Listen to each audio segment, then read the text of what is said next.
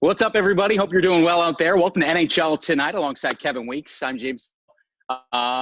It's week C, to say the least. NHL Tonight, a different version of NHL Tonight, but NHL Tonight and hockey nonetheless. First and foremost, how are you guys holding up? You, Megan, and most importantly, maybe Vladdy. How's Vladdy doing? Yeah, Vlad's great. Everybody's doing well. We're doing well here. It's been great. We're hunkered down at the house in Jersey. And, yeah, no, everybody's healthy and safe. That's most important. What about for you guys on your end? How's everybody doing, James?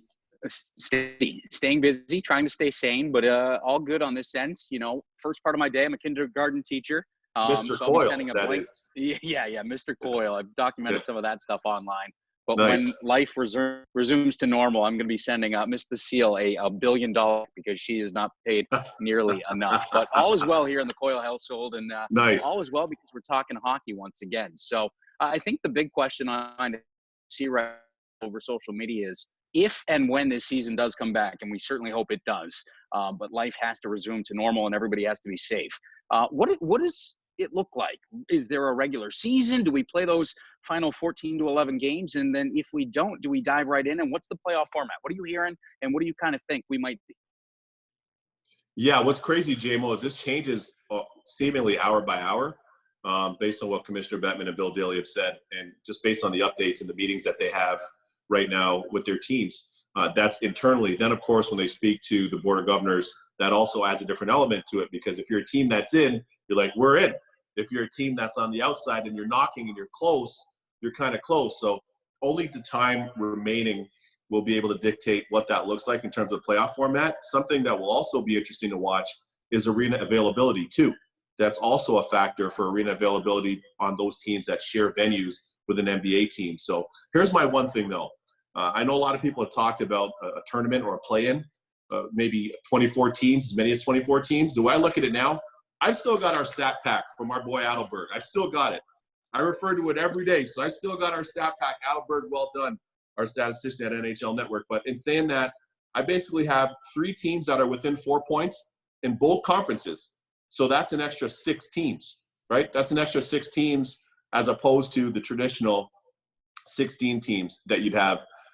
So it makes it pretty interesting. If you have another 6, which is 3 and 3 in each conference, it can make it interesting. Those are the teams for me that are within 4 points. Now, there's some teams that are close, but that's the way I look at it right now, JMO. So I'm curious to see what they end up going with, what type of format time will allow us to go forward with. Because if you go into the playoffs right away, as Connor McDavid has said, as some of the other players that I've talked to have said, that could be pretty difficult.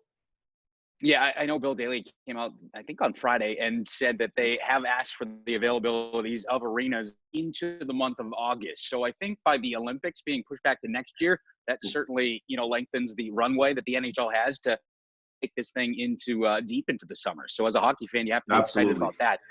We're looking at the standings based right now, but of course, if they come back right away and decide to go right into a playoff, it's going to be based on points percentage at this point, because you can't have a team that's played more games and they have more points based off they've played more getting in against a team that hasn't had that chance to get those points, right?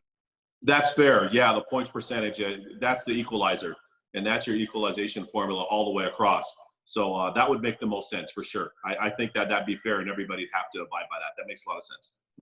All right. And again, big question mark. We just don't know if or when the season will resume, and we'll get more answers as time kind of passes on. To pass the time right now, NHL.com is doing a pretty cool thing. They're doing the greatest moments of the season so far. They're doing it tournament style, 64 event bracket. We're going to do a small piece of that pie today and just dive into 8 matchups, Weeksy. So based on what you've seen and which one you want to advance, we'll go from there. You good? I'm good. All right, here we go. The first one involves a goaltender. Ryan traded puck during warm-ups for Thin Mints. You saw the sign here. Hey, I'll take a sleeve of Thin Mint for your puck. What do you think there? And that's going up against the Avs. Mark earlier this year with 6 goals in a span of 8 minutes. So pretty high-octane offense there from the Avs. Which of those moments do you have advancing? Hey, I'll qualify this for the goal union. Love to Ryan Miller and still playing at a high level and had an amazing career. But the Avs, the 6 goals in 8 minutes, man, I got to roll with them. This Avalanche team has been so fun to watch all year long. As we mentioned on the NHL Network, Joe Sakic, Chris McFarland did a great job of rounding out their roster. They're no longer a 1-line, 1.5-line team. They're deep, and if the fact that they scored the 6 goals in 8 minutes doesn't tell you that, I don't know what does. I think they're a Stanley Cup contender, and they've got a ton of cap space. And JMO, we know they've got passionate fans when we were out there for the Stadium Series game at Colorado Springs. So they're an exciting team, and I'm going to roll with the Avs on that one. All right. I like the Thin Mints. And Ryan Miller's wanted some of those Thin Mints. She put it out on Twitter. He left them at the rink, froze them for a little pregame snack moving forward. All right, the next one in the bracket, the matchup. We've got Connor McDavid, his 6-point night against Matthew Tkachuk, the through-the-legs overtime game winner for the Flames. Who wins? All right, man. I'm going to start it again just to qualify because what Matthew Tkachuk did is special. And you know I'm the president of his fan club. I think he's great, both him and his brother. But Connor McDavid, are you kidding me? 6 points. 6 points. That's incredible. I remember actually doing the Oiler games when Sam Gagner had an 8-point game and then a 5-point game following that. I called a 5-point game. 6 points is incredible. And Connor McDavid, we know he's arguably the best player on the planet right now. Him and Leon Draisaitl. Those two guys are so fun to watch. But McDavid is the fastest player I have ever seen ever in the history of the NHL. Yes, that includes the Russian Rocket and Pavel Bure. I think McDavid plays at a tempo that nobody's ever played at in our league before. So the 6 points, impressive. All right, certainly is. How about this next one? We witnessed this one in person at the Naval Academy, or I should say the Air Force Academy this year. Tyler Toffoli's outdoor hat trick, last game for him as an LA King. That going up against Patrick Kane, scoring 1,000 points in the National Hockey League. What do you think? You know what? Your natural inkling, you might think, because Tyler Toffoli and I are from the same hometown, Scarborough and Toronto, that I'd roll with him, but I'm not. Patrick Kane getting 1,000 points, being the fastest American to do so, American-born player. You know, I had the chance to sit down and talk to Patrick Kane during All-Star Weekend when he came on set with us. I spoke to him off camera as well. What an amazing story. Buffalo native, Buffalo-born, hockey rat, rink rat, and I always say rink rats get the cheese. This guy's been a rink rat since he was a kid, left home at 13 years old to go and play minor hockey, and, you know, his number was retired by the London Knights in the OHL. One season, 140-something points or whatever it was in that 1 year. Memorial Cup, see you later, turn the lights off, straight to the NHL. So I'm going to roll with Patty Kane.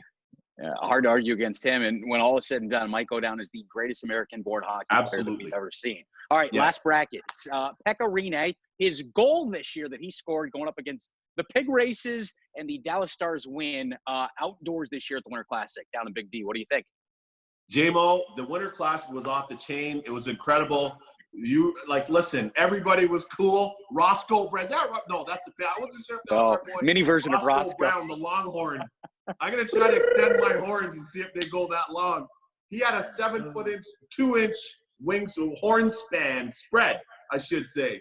But all that to say, Pecha scoring a goal, man. Come on. Listen, Pecha Rinne is one of the best puck handling goalies of this generation. And he's also one of the best goalies. He's an outstanding goalie, another one of the great Finnish goaltenders. Look at his teammates. Look at the way the fellas are in. Bonino on the left and Roman Josi on the right. Guys love that guy. He's such an infectious, positive person. And the fact that he finally scored after being able to handle the puck as well as he does for all these years is a nice icing on the cake for him.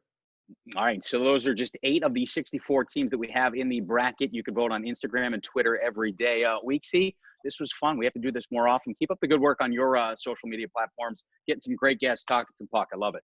Appreciate that, man. Thank you so much. And, hey, for all the NHL fans out there, we're thinking of you. We love you. That's where we're coming to you live. And also for a lot of the men and women that work in the healthcare services and medical services, you are the superheroes right now, in addition to our men and women in uniform. So thanks so much.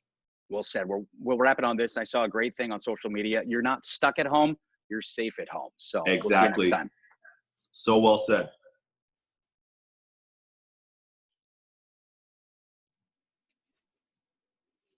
All right. That was perfect, guys. Well done. Cool. Does that work? Thank you. Yeah, that was